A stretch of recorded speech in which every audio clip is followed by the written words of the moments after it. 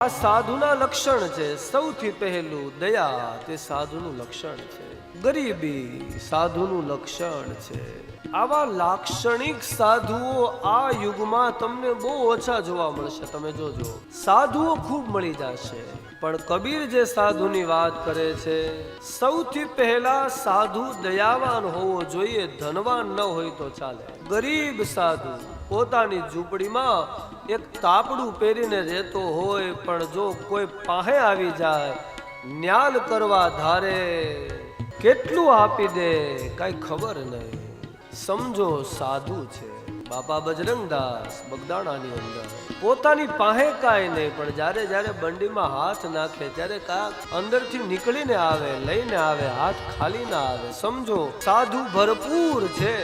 અત્યારે તો સાધુ પાસે બાર ભરપૂર છે. જો બંડીમાં હાથ નાખે તો કાંઈ આવતું. સમજો લક્ષણ થી સાધુ નથી.